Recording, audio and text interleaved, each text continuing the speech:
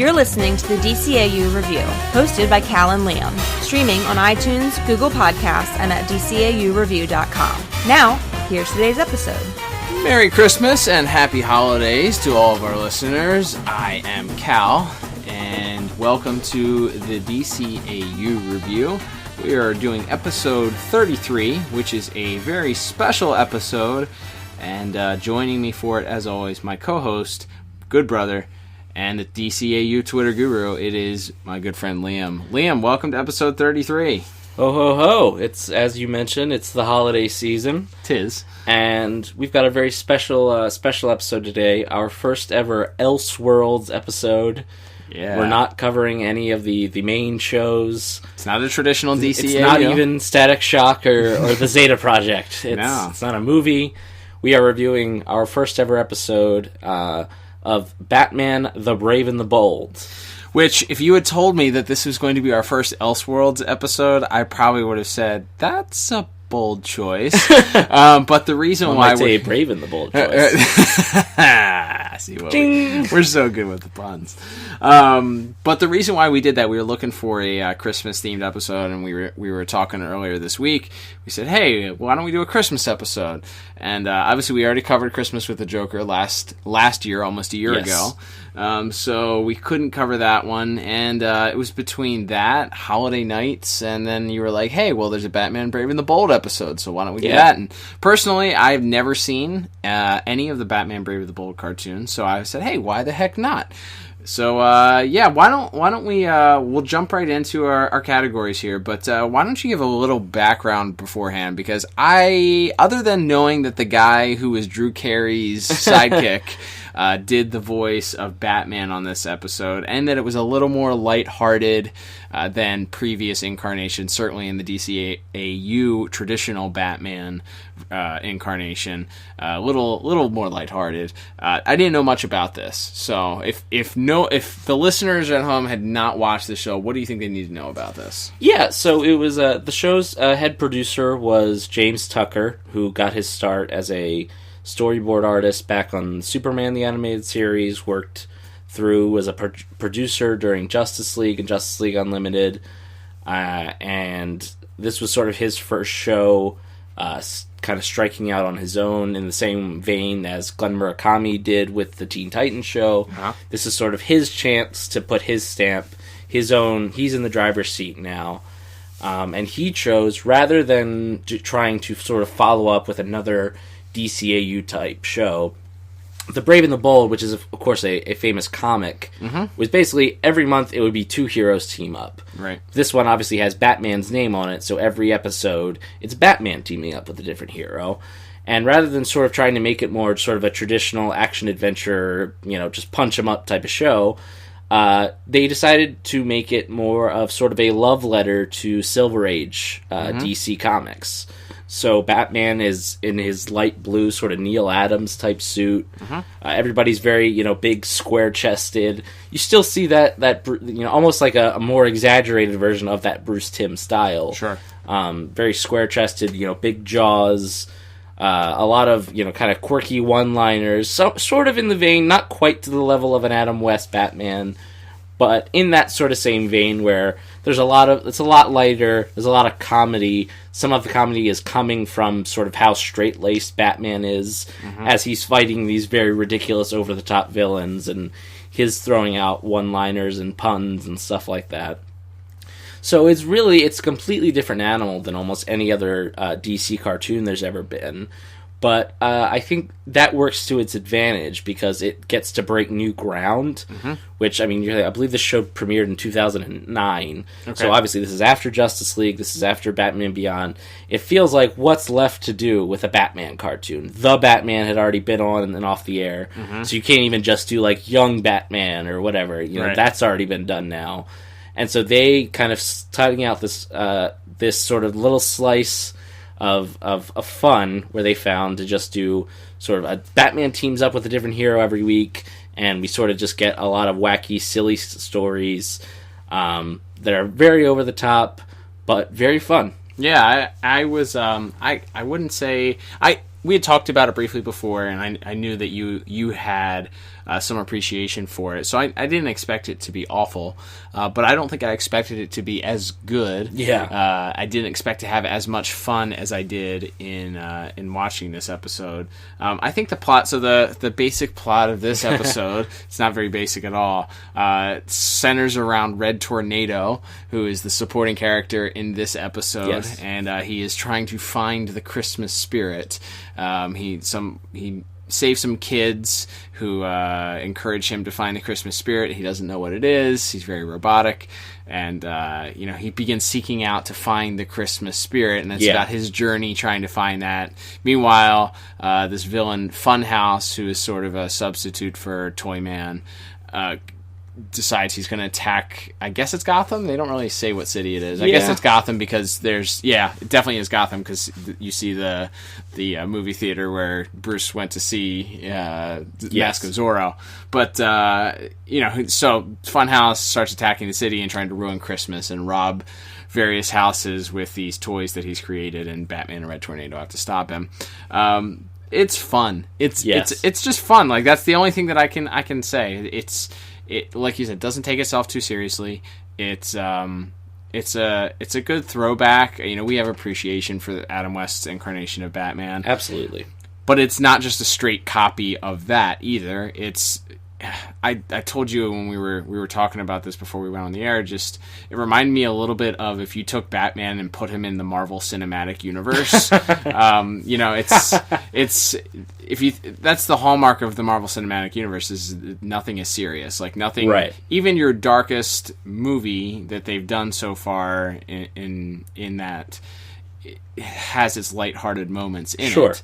So it's a balance, and I think that my first impression of this is, this is what it would be like if Batman was in the Marvel Cinematic Universe. It's serious in that Batman is still fighting villains, but he's quipping, and he's, there's a fun balance there. Yeah, and one thing, and as you mentioned we both now mentioned the Adam West comparison, very much in that way, the thing that I think reminded us most of Adam West is that Batman himself is not winking at the camera. Mm-hmm. He still doesn't smile very much. He's still Batman. Right. There are elements of, even though this is a lighter version and he's fighting flying saucers and robot Santas, he's still Batman here. So he's still very serious. He's still very grim.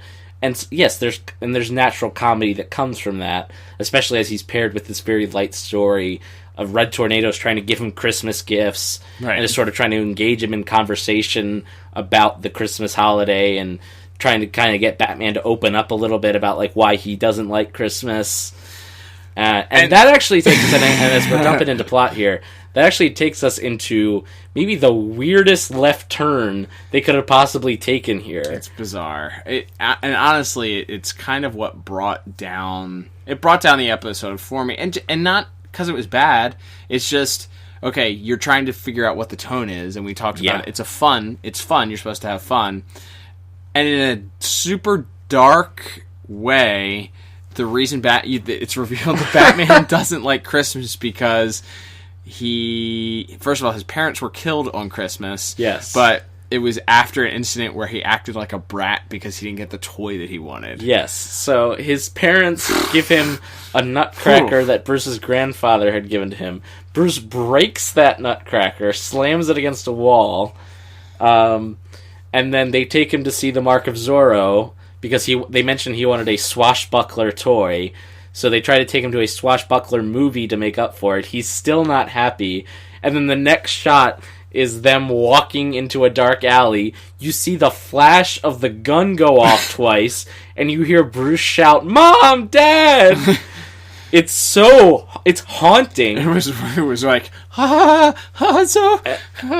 Like, I started to laugh when we watched it because it was just so... And it felt like almost something like a dark joke that you would see in, like, Teen Titans Go or something. Right, the Teen Titans movie, Teen Titans Go to the Movies, does a joke about the death of Batman's parents, and it's done in a humorous way. Yes, where it's very dark, but it's done... This was not meant to be a comedic moment at all, though. This was meant to be sort of the crux of, even though, Red Tornado's a robot, we understand why he doesn't understand the Christmas spirit. Right. But this is the explanation why Batman, a real, feeling, living person, also doesn't have the Christmas spirit. It's because his parents died after he was mean to them, and he never got to say he was sorry. Like, that just comes so out of left field, and then we go, and they're, like, fighting action figures. Yeah. So it's like this random, like, 3 minutes of the episode just goes so dark. Yeah. And for that, because we talked about it, we have to kind of look at this in a different way than we do the other DCAU cartoons. Yeah. Because it's a little more lighthearted, it's more fun. That almost works against this, I think we talked about in this this case. So my score for plot was a 7 out of 10.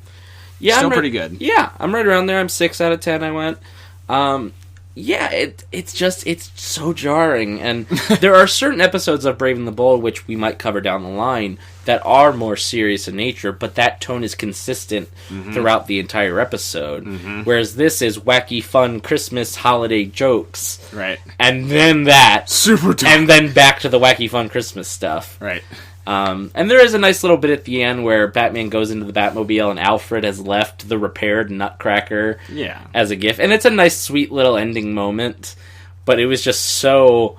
If they had just done the one where Bruce had, like, broken the Nutcracker, it would have been weird, but that would have been okay. Right. But literally having it be that, no, that's the night his parents died. Woof. Woof. Yeah. Yeah, so... Still good, still a lot of fun, but that clash in styles was like I said, jarring to say the least. Certainly. All right, Liam, let's move on to music. So music, again, different tone, different show, different style. My thoughts on the music is it's modeled, because it's modeled after Silver Age, it seems to be more modeled after a similar style to the 60s Batman. Yes. A lot of trumpets, a lot of horns. It's a little more jazzy. Yes. There's some quick tempo, and even the intro, very jazzy. It isn't offensive. I don't think that it's... It didn't do anything necessarily to hurt this episode. You had some classic holiday tunes in there, some good Christmas songs. We had Red Tornado's great version of Jingle Bells. That was so good. He accosts a family. Jingle bells, jingle bells, jingle all the way. We go try to sing Christmas carols to them. Oh, man. I'm definitely going to put the clip of that in here. It was so good. That was remarkable.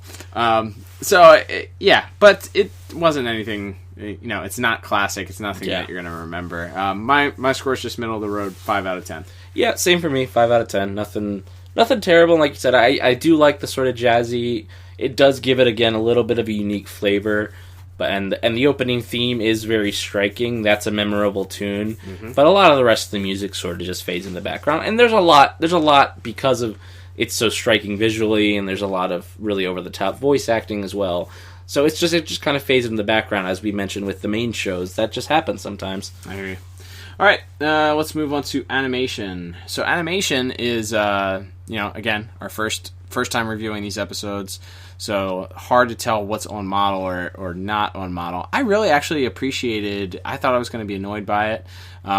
But the animation style, as you mentioned, is it's sort of just a streamlined... almost Archer. If Archer was drawn by Bruce Timm, I think would be like Archer. The animated series was drawn by Bruce Timm. It's very it reminded me of that, in whatever they used to animate the episodes. But it's good. I really, really like it a lot. And I know there's a couple of cameos in this episode artistically, which you said it seems like that was a theme. Yes. That James Tucker and the other producers had some fun on these episodes. But there were some cool cameos that you'll talk about. I think it was strong. There was nothing that looked weird. The only thing that I didn't care for was Red Tornado's face looks a little odd because they gave him such an overbrow and no nose. Yeah. So I feel like in previous incarnations of Red Tornado, he typically has a more human face with a nose and everything. So that was a little different and a little not as cool for me. I didn't appreciate it as much, but I still think it's really, really strong. It's different, but it fits the show really well. I gave it 8 out of 10. Wow. What about you? Well, surprise, surprise. I also gave visuals 8 out of 10. Yeah, I like the design of Red Tornado. He has like these big silver shoulder pads, and as far as the visual side of things, at the end, as this giant action figure is attacking, he sort of puts his hands together, and these silver shoulder pads slide down and create like a tornado cannon, basically. And this giant red tornado shoots out of him. They visualized his powers in a very cool way, because he uses them a lot. There's a scene early in the episode where he's just decorating his house in Christmas decorations, and there's just like a red sweeping tornado moving across the house, and as the tornado goes by, just more and more Christmas decorations show up on the lawn and on the house. They use his powers, I thought, in a very creative way. Where he saves Batman, and some children are falling off of a cliff in a sleigh led by reindeer, and he saves them, and it looks like the sleigh is flying magically. So I really liked most of the visuals on Red Tornado. As you mentioned, a few cameos. Funhouse throws an exploding doll at Batman and Red Tornado, which happens to it's Baby Doll. It's Baby Doll from Batman the Animated Series, the original Batman the Animated Series. Yeah, so that's a nice little clip. You also saw in one of the crowd scenes, you see the old lady from Christmas with the Joker who, the Batman and Robin think she's about to be robbed, but the hoodlum is actually just returning a package she had dropped. I think one of the guys driving the cars was one of Two-Face's henchmen from the Two-Face episode. I believe you're right. The upturned nose. Yes. Pig-like nose. And there was a young child that looked a little bit like Bruce Timm. Yes, and that's another hallmark of the series. You'll see Paul Dini, you'll see Glenn Murakami, you'll see Bruce Timm, and James Tucker himself in various background shots or character moments. Again, a little extra mile, a little nice little flourishes. And we didn't really mention this, but at the beginning of every Brave and the Bold episode, there's like their cold open before the theme plays is its entire own little short story contained within itself. Yeah, so it's just like a little 2-minute action beat. And so for this one, it was the Sportsmaster is attacking the World Bowling Championships. And Batman and the Blue Beetle, the Jaime Reyes version of Blue Beetle, which we'll get to in voice acting a little bit more too, but show up to stop him. And they just have a fun little fight, and Batman defeats the Sportsmaster by hitting him with a bowling pin. That's so good. But it's just these fun little bits, and they visualize the Blue Beetle's powers pretty well as well. So yeah, just little extra flourishes and the extra mile that they went to here, and you can see that carried over from the classic the main DCAU shows, and these are all very clearly labors of love at the end of the day. Absolutely. All right, Liam, and our last category, you alluded to it moments ago, and that is voice acting. And we have a whole new voice cast, we've alluded to a couple people so far. There are some cool cameos. Yes. The first of which started in the very first scene, as you talked about in the self-contained Blue Beetle and Batman story arc. But let's talk about some of the voice casting. So obviously Batman is our first episode of this. Diedrich Bader plays Batman, who you probably know, as you mentioned. He was one of Drew Carey's friends on the Drew Carey show. He was the workout guy in Napoleon Dynamite with the American flag bandana and pants. Yes. And was also, of course, Haas Delgado on the Grim Adventures of Billy and Mandy, which was one of my favorite shows growing up.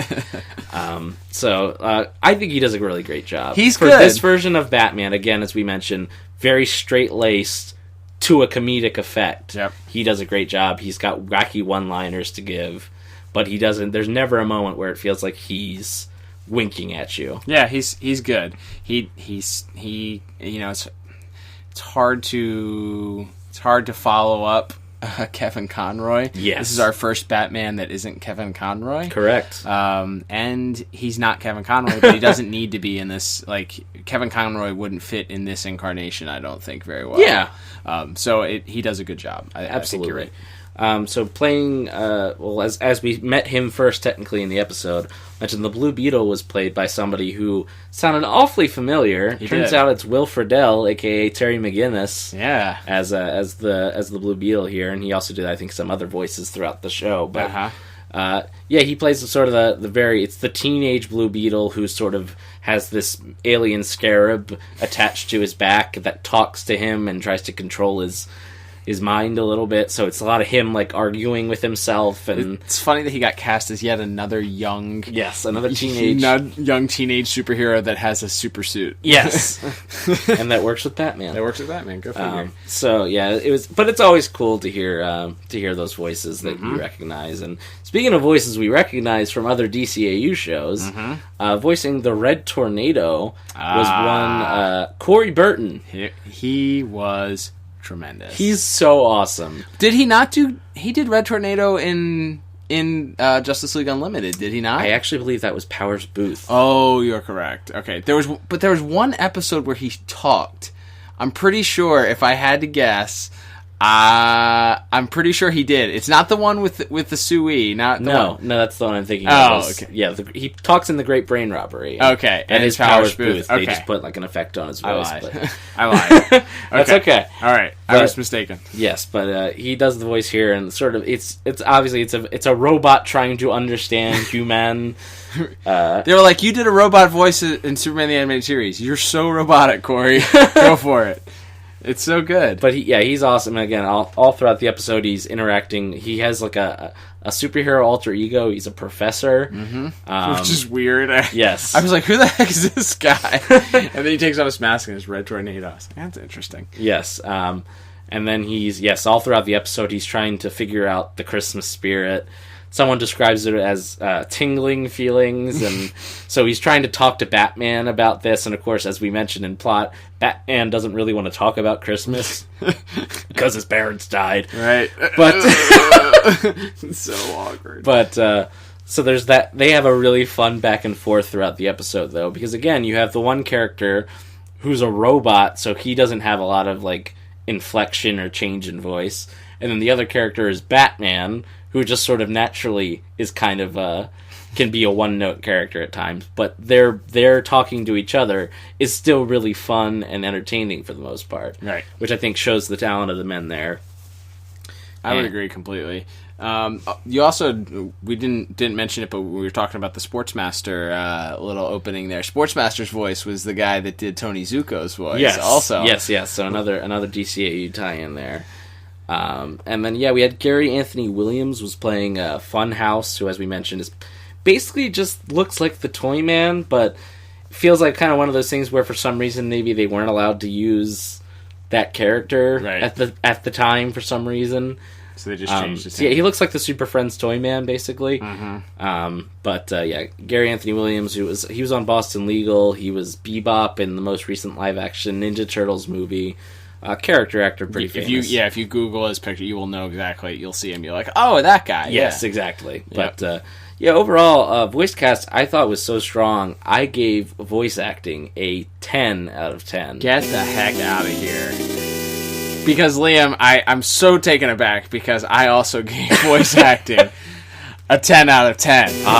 Double the sound effects. Double the sound effects. That's right. You love it when we can play that sound effect. Yeah, really, really strong. Corey Burton is he's the GOAT, man. Yes, he's the GOAT. He's the greatest of all time. Well, and again, there's so much, and of course it's Corey Burton, so he has to play like 3 other voices in the episode, and just his versatility. And again, that's not breaking news. We've already talked about that on Superman. He plays a general, and then he's also playing Brainiac, and he's also playing a soldier in the background or something too. He's always doing 3 or 4 voices on every show that he's on, and he's always great. And he always manages to bring, again, even though it's very recognizably Corey Burton's voice, he brings a uniqueness. He's not doing Brainiac as Red Tornado. He found a way to make it a little more unique, and I think that's pretty cool. I agree. All right, so that will bring us to our final scores, Liam. So totaling up my scores here, I ended up with a score of 30 out of 40. And my very different score is 29. 29 out of 40. It's not the same, but it's not worth a disagreement alarm. No. It's like at least a 3-point difference before we go to the disagreement alarm, I think. Yeah, it's a super fun episode. If you've subscribed to the DC Universe, the entire Batman Brave and the Bold seasons. Every season is on there for streaming. So if you're looking for a cartoon to watch that is Christmas themed, maybe you have kids, maybe you are a big kid, and you just want to watch something fun, highly recommend this. Yeah, I definitely recommend everybody checking out the catalog of episodes if you are subscribed to the DC Universe streaming service. A lot of different, there's some more serious episodes, there's some sort of very meta, over-the-top episodes that sort of poke fun at what maybe some fans didn't like about the show. Batmite is a very fun character on the show, but for our first Elseworlds, as you mentioned, it maybe wasn't a conventional choice, but for a holiday episode and for our first Elseworlds, I say we hit a home run with this one. And I think that as far as plot and storyline, it was a little bit better than Christmas with the Joker. I mean, from a score standpoint, I think you're right. I think absolutely right. All right. So let's start to wrap things up, Liam. So thank you, everyone, for listening to today's episode. If you liked us, we would appreciate it if you would subscribe to us. You can do so through iTunes. You can do through the Google Podcast app if you don't have Apple products. But you would really make our holidays if you went on to Apple and after you subscribed, if you do so through the iTunes store, leave us a 5-star review. It's not the easiest thing to do. It takes, you got to sign in, you got to make sure that you have a registered username. But if you leave us that review, it helps us out a lot. It helps the podcast out a lot. It'll help spread the word a little bit, which is what we're trying to do. You can also make sure that you interact with us. We'd love to hear your thoughts if you've watched this episode, or just your general thoughts on Batman Brave and the Bold. What are your thoughts on it if you've watched the majority of the series? I personally would love to hear what other people think about it, because it's going to encourage me to, or encourage or discourage me to watch more episodes of it. But yeah, absolutely. Liam, where can the good people at home, if they wish to tell us about that, where can they go to tell us about that? Well, they can head over to twitter.com, which is a free website. It's free. And you can definitely interact with us there. It's at DCAU Review on Twitter. While you're there, make sure to go and like and retweet our pinned tweet. Mm-hmm. So we are doing a contest. We're giving away, where it's the Christmas season, it's the holiday season, we're in a giving mood, and we're doing a contest where if you like and retweet our pinned tweet on at DCAU Review on Twitter, you will be entered to win. And once we hit 250 followers, all you got to do is send us the secret word. Liam, what is the secret word? The secret word is Martian. And once we get to those 250 followers, we will be able to, like we said, ask for the secret word and pick a winner. And in the meantime, definitely would love to interact about this show, about our previous 32 episodes where we've covered all 4 of the main DCAU shows. If we do another Elseworlds episode in the new year, maybe tell us what you'd like to see next. I know I've already gotten some feedback. People are interested in Young Justice. Mm-hmm. I'm certainly interested in taking another look at that show. New season coming out soon. Yes, sir. On the so DC that's Universe, definitely going to be something I'm sure we'll look at in the new year. Absolutely. But definitely any feedback you have, fan art, like getting tagged in that, theories, anything you got, definitely send them our way at DCAU Review. Definitely appreciate that. All right. Well, from us here at the DCAU Review, we certainly wish you a Merry Christmas, Happy Holidays, and a Happy New Year as we move towards 2019.